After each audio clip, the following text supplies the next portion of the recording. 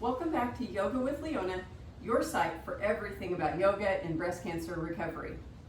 Today's video is going to be a short tutorial about building arm strength in preparation for Chaturanga dandasana. So this tutorial is a result of a request from one of our followers who is a breast cancer survivor who's had several breast reconstruction surgeries and is struggling with getting strength back in her upper body. So she reported that she had been a yoga practitioner before her breast cancer diagnosis, and so she had a pretty strong yoga practice before, but ever since all of these multiple surgeries, she's really having a hard time getting back to doing some of the things that she was able to do before. So you may or may not know about Chaturanga dandasana, that's four-limbed staff pose. And Chaturanga is one of the transition poses that we use commonly in vinyasa style yoga. So as a transition point during some of our sun salutations. So for the Y4C, the traditional Y4C or yoga for cancer style classes, you won't normally see me doing Chaturanga. Chaturanga is a pose that requires a lot of upper body strength, and so we don't always do it in our Y4C classes. But if you watch any of the more vigorous vinyasa practices, you will see Chaturanga.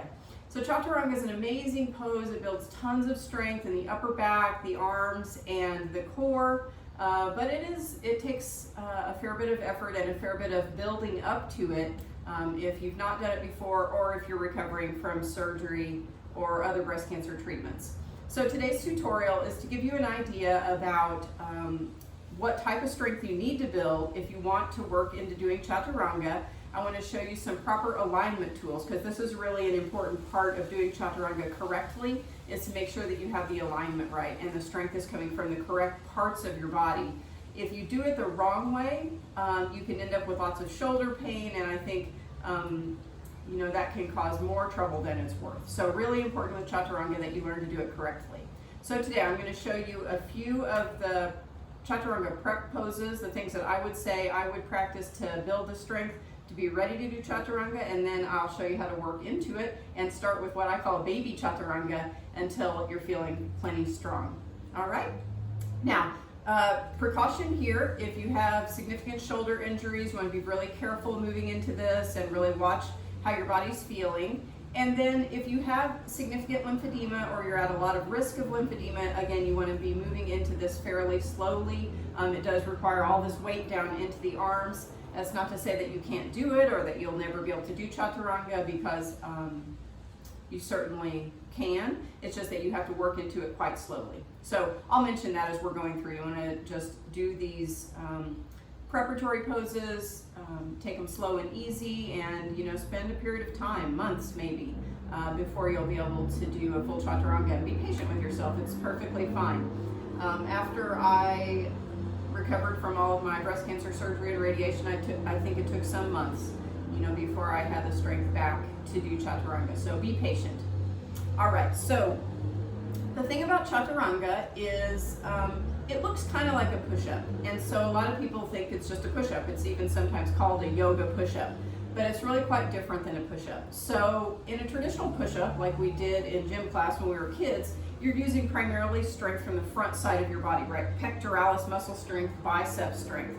So in a traditional push-up, the elbows go out to the sides as you lower your body down, and you're using all this strength in the front side of your body. Chaturanga is very different in that it's using more strength on the back side of your body. So it's using strength in the upper back, the muscles in and around your shoulder blades, and then the muscles on the back sides of your arms, the triceps. And so I'm going to show you a little bit of the alignment on how that works. And then Chaturanga, also really important to have lots of good core strength. So those are the few muscle groups that we'll be working on strengthening to get us into a proper Chaturanga. So let me show you that difference between a regular push-up and Chaturanga so that you'll understand kind of what's happening to the shoulders and the alignment and why that's super important. So I'm going to show you facing to the side first, and then I'll point this way so you can see it from both angles. So let's show you first, let's move Vato first. This is my good boy Vato, who's always helping me in all of my yoga videos. Okay, there you go, buddy. All right. So let's first look at what a traditional push-up looks like. So if you come to a plank, if you're in gym class when you're a kid, elbows move out as you lower yourself down. And you can see that your chest lowers right about where your hands are. So when you do a traditional push-up like that, it's all straight through the pecs and the biceps.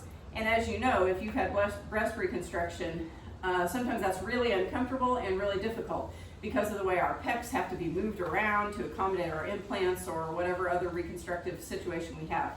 So Chaturanga is very different. So in Chaturanga, instead of, he's stubborn, he wants to lay right there.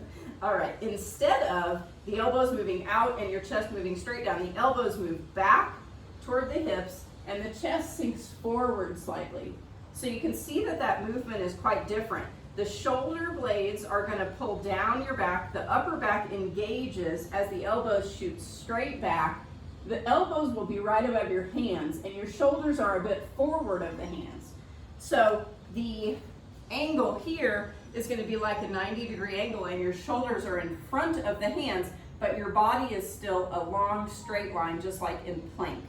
So let me show it to you from the front.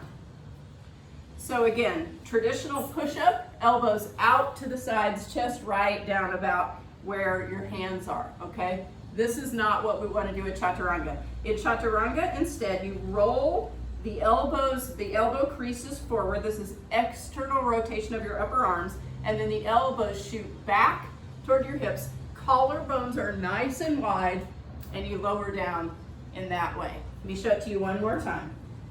So coming from a plank, elbow creases roll forward, externally rotate the upper arms, shoulder blades pull down your back, collarbones nice and wide, elbows back toward the hips, and you lower down.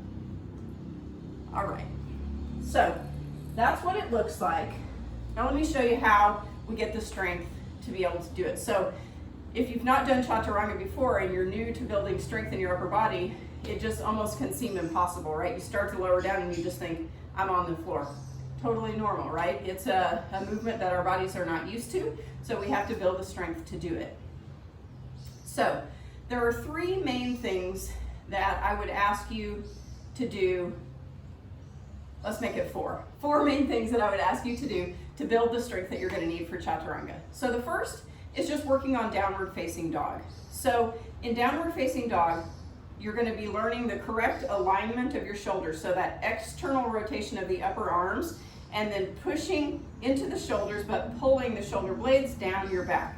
So I'm going to show you this in just a second, but in downward facing dog, we don't want our elbows up in our ears and our shoulders rolling forward, right? You see that? That's internal rotation of my arms. We want external rotation of the arms, which allows you to have a nice broad collarbone and shoulder blades plugged down your back. So in downward facing dog, if you practice it with the correct alignment, you'll be preparing yourself for the correct alignment in Chaturanga. So let me show it to you sideways and facing the front. So in downward facing dog, first have a look at your hands. So remember I said we don't want to have internal rotation. So you don't want to point your fingers toward the inside. That's going to set you up for the wrong rotation of your shoulders. So I like to do index fingers pointing straight to the front. So index fingers point front, we roll the crease of the elbow forward, and then tuck the toes and shift your hips up. So you push your hips up and back. It doesn't matter if you need to bend your knees. So if you've got tight hamstrings, you might need bent knees. And then you push into the shoulders, but plug the shoulder blades down your back. So we don't want shoulders up here in our ears. Shoulder blades are coming up the back toward your hips. And this is engaging that upper back and those muscles around the shoulder blades, as well as those triceps. All right, let me show it to you from the front so you can kind of see what the shoulders look like. All right, so again, proper hand placement. Hands are about shoulder width apart, index fingers pointing toward the front. Tuck the toes, downward facing dog. So again, no shoulders up in the ears, the shoulders plug down the back, elbow creases roll forward. All right, so this is downward facing dog, and this is going to start to build all that strength in the upper back, the shoulders, and the triceps that you need to prep for Chaturanga. So how do we go about practicing downward facing dog? Well, If you practice our vinyasa practices, you'll be in downward facing dog. I often have us hold downward facing dog for 3 breaths in between the 2 sides of our sequences. We hold downward facing dog for a few breaths in between our sun salutations. But if you're doing the Y for C practices, we don't do a lot of downward facing dog there. So if you want to just add this on to your own practice, if you're just doing the Y for C practices, you can just hold downward facing dog for say 3 to 5 breaths and then rest. So it's going to look like this. So you're going to set your hands up, index fingers point forward, tuck your back toes, downward facing dog. So you're going to stay here for 3 to 5 breaths and just work on that movement. So feel your shoulder blades pulling up toward your hips. Feel the strength in your triceps, engage your arms. And the knees come to the floor and you can rest in child's pose. Or if you want to take a little stretch in between, maybe you just sort of change the dynamic, stretch your legs a little, roll the shoulders back to release some of that tension. Good, and then come back and try it again. So reset the hands, downward facing dog. Again, 3 to 5 breaths. Plug the shoulder blades down your back. Externally rotate the upper arms so that the elbow crease points forward.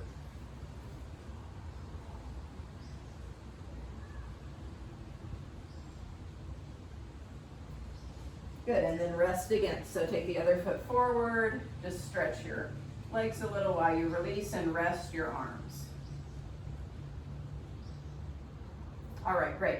So that's downward facing dog. So as you keep working on downward facing dog, your shoulders and arms are going to build tons of strength. Just do a few of them and you'll start to notice it in the triceps and in the upper back. So downward facing dog is the first one. The second one is plank pose. So again, we don't commonly do a lot of plank pose in the traditional Y for C practices. You will see it in the vigorous vinyasa practices, and you might see it occasionally in the Y for C. So I want to show you a couple of options for plank. So the first option for plank is to do it with your knees on the floor. And I sometimes use blocks under the hands. So if you're brand new to plank pose, you might try it like this first. So we come onto our hands and knees like we're in a tabletop. And in a traditional tabletop, right, your hands are just under your shoulders. Well, if you're going to do plank, you have to move vato again. Look out, silly goose. There you go. All right, good. And then you move the blocks just a little ways in front of your shoulders. And that's because when we shift forward for plank, we want our shoulders to be just above our wrists. So if you're brand new to plank, you try it first with the knees on the floor and you shift your body weight forward until the shoulders come just above your wrists.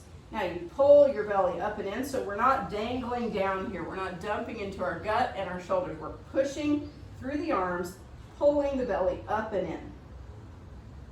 Right? And again, hold it for 3 to 5 breaths and then rest. And then take it again. Hips, shift forward, shoulders above wrists. Push into the shoulders, right? So shoulder blades are not kissing on your back. Shoulder blades are spread across the back, strong through the upper back and shoulders. Elbow creases again, pointing forward, belly up and in. Good, and then sink it back and rest. All right, now if that seems easy for you, or if you've been doing plank for a while, you don't need the blocks.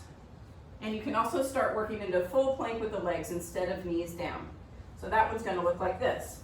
Again, hands just like downward facing dog. Index finger points forward. Spread the weight through the whole hand so you're pushing into the knuckles and the fingers, not just sinking the weight into the heels of your hands. So full hand strength, and then you tuck your toes and push up into a plank.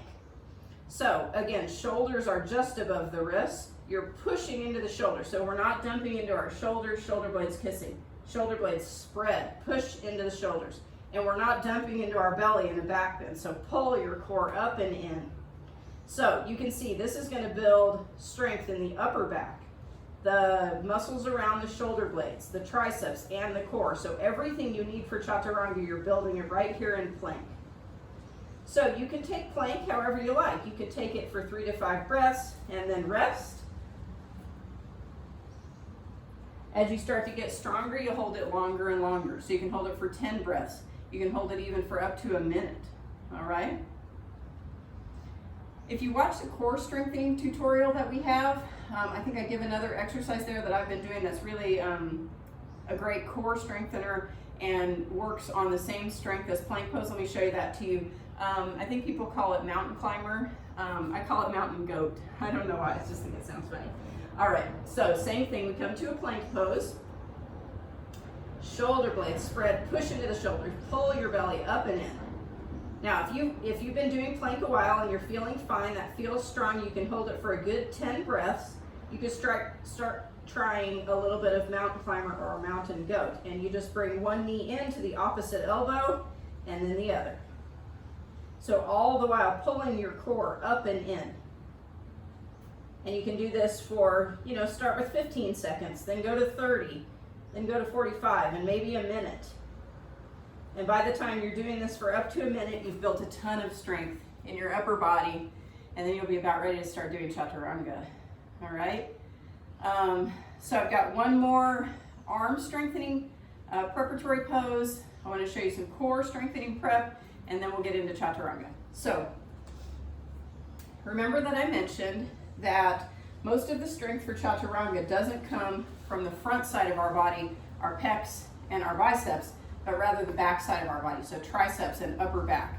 So we need to build strength in our triceps. Those are the muscles on the back sides of your arms. So my favorite tricep strengthening pose uses a couple of yoga blocks. You're going to bring them about the width of your mat here. And then you're going to bring your butt a little bit in front of those. Bring your hands onto the edges of your blocks. And then you're going to push your hips up. Now you're going to dip with your triceps. So you're not pushing up and down with your hips here like this. You're going to dip just with the arms. So just keep your hips and your legs stable as you dip up and down by bending the arms. So all this strength is coming from your triceps. And again, like everything, start with just a few of them. Start with 3 or maybe 5 repetitions. Stop and take a break. Maybe you stretch those arms a little bit in between your repetitions. I like this for a tricep stretch. So you bring one arm up and over and stretch the elbow up behind. All right, let's take one more set. So again, hips just a little ways in front of your blocks. Bring the hands to the edges of your blocks. Push the hips up in the air, and then let's take 5 dips. So bend the elbows. All the work coming from the triceps here, not really moving with your core or your hips, okay? Triceps doing all the work. All right, awesome. So, a little bit of downward facing dog, a little bit of plank, a little bit of tricep work. Last thing is core strength. So, to hold your body strong in Chaturanga Dandasana, you need a ton of strength around your midsection so that your belly's not bowing down, dropping down into your gut. So we do tons of different core strengthening exercises in yoga. I like just plank by itself is a great core strengthener, but I also like Navasana boat pose. So let me show you that one. So again, you'll see a lot more in the core strengthening tutorial if you want more core strengthening exercises. But just briefly, boat pose looks like this. So hands can come just behind the thighs. You roll your body back just slightly, enough that you can lift the weight off of your feet. And then the toes can come just off the floor slightly, or you can bring them up parallel to the floor. Or if it's okay with you, you can bring them all the way up. And then hands can release wherever you are, wherever the legs are. You can release the hands if you don't need them behind your thighs. And then we rest here, breathing comfortably, Navasana. Tons of core strength built here. Now, if that's okay, you can lower down and come back up. And you can repeat that as many times as feels good to you. So I like to do like 3 sets of, get into boat pose, hold it for 5 breaths, take it down and back up, hold 5 more breaths, down and back up, 5 more breaths. So all of that will get your core so strong so that you'll be ready for Chaturanga. All right? So that's all the prep pose.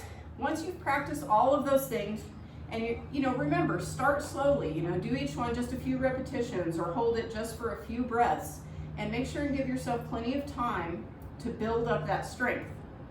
So this is a weeks and months long process. It's not like, okay, just practice this and in a week you'll be rocking like 30 chaturangas. So be very patient with yourself and know that it just takes time to build the strength. But once you've done that, once you've been practicing all of those things and you're feeling really comfortable with them, and say you can hold a plank for 10 breaths with no problem, you're feeling good and comfortable with that, then it's time to start working on chaturanga. So let's start by what I call baby chaturanga. So this is how I like to work into it just at first. So you don't want to drop all the way into chaturanga at first. It's going to be a little bit too much. So if you want to start with a baby chaturanga, set up your hands like you always do, index fingers pointing forward, roll those elbow creases forward and push yourself up into downward facing dog, and then come forward to your big strong plank. Now, when you're ready to start into chaturanga, push into the shoulders, core is up and in. All right, so we're not sinking into our shoulder blades, we're not dumping down into the belly. Push it up and in, and then here's a baby chaturanga. So you look a few inches in front of you, and you bend the elbows back just slightly. So you can see a very slight bend in the elbows, shoulders, collarbones spread wide across the front, and then you go ahead and transition to upward facing dog, and then downward facing dog. Rest here a moment. So 3 breaths here, strengthening in downward facing dog. And let's try it again. Come back forward to a plank. Elbows come back as your chest stretches slightly forward, just a couple of inches down. And then upward facing dog. And downward facing dog. So you start with that baby chaturanga, and you stick with that. And you try that one for several weeks until you're really feeling comfortable and the upper back and the shoulders are handling it fine. And then once you're feeling really comfortable with that, then you just start to move slower and slower down to a full chaturanga. So let's go about halfway down this time. So downward facing dog. Come forward to a big strong plank. So you're feeling perfectly fine here, plenty strong. Look forward, elbows back, collarbones wide, shoulder blades down your upper back, and then take it to upward facing dog and downward facing dog. All right, and then once that's feeling fine, you keep going. Maybe a couple weeks later, you're ready for full chaturanga. So again, push into the shoulders, core up and in, elbows push back toward your hips as the chest shifts forward, collarbones wide. Elbows come to 90 degrees, and then upward facing dog, and downward facing dog. All right, guys? Very nice. So that's Chaturanga Dandasana, a powerful transition pose that we use in strong vinyasa classes. If you don't feel like doing chaturanga, you don't have to do chaturanga. Don't worry about it. But if it's just something that you want to do, if you want to do those sun salutations where we transition through chaturanga, it can be really nice. It's really empowering, really strengthening to your upper back, your side body, your triceps, and your core. So give it a try. Again, be patient with yourself. Just work through the preparatory poses and you'll get there. All right? Thanks for being here with us. Thanks for giving yourself this beautiful gift of yoga. Namaste.